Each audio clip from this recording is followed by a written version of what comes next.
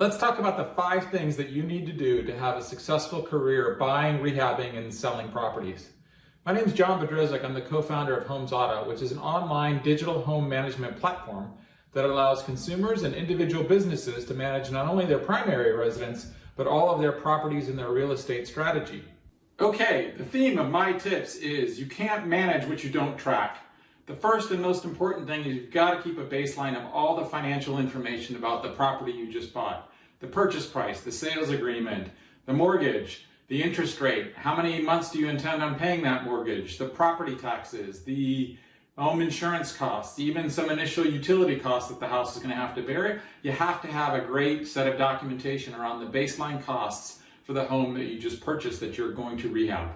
The second thing you need to do is create a list of every single project you intend on doing as part of the rehab. And that goes into each and every project, identifying all the materials required, the equipment, the appliances, the building materials, the fixtures, the finishes, everything that project is required. You got to come up with a list.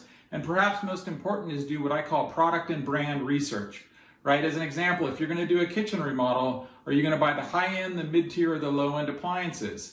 That has a huge impact if you're going to spend 20, 50, or 70 grand just on the kitchen remodel, depending on all the different products and brands that you choose. So you really have to go through and do that product and brand research for every single project, for every single item, to give yourself a realistic budget over how much you're going to invest in all of the remodels and rehabs that you're going to do on the property that you just bought.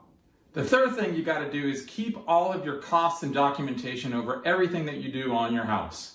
This includes whether you're going to do it yourself or whether you're going to hire a contractor for certain trades. You got to keep track of all the receipts, the invoices, the costs, the product manuals, the warranties, all of the documentation about the house.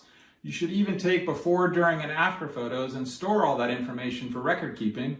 And then at the end, you got to summarize all your actual costs and then add that to your original purchase price of the property. And that becomes what's called the tax basis in your house, which is going to become a very important figure when you sell the house in the future to determine what your tax situation is going to be based on how much you invested in the rehab. The fourth thing you need to do is create a preventative maintenance calendar and do a home inventory. This is especially important if you're going to have renters live in the rehab prior to you selling. The home maintenance calendar will create a system that you can use to determine between you and your renter who's responsible for doing preventative maintenance tasks to make sure the home is operating efficiently.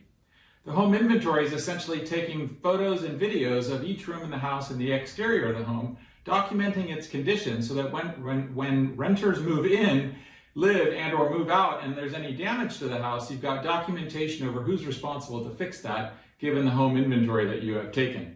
The last thing you need to do is use the digital history of the rehab as part of your marketing strategy when selling the home.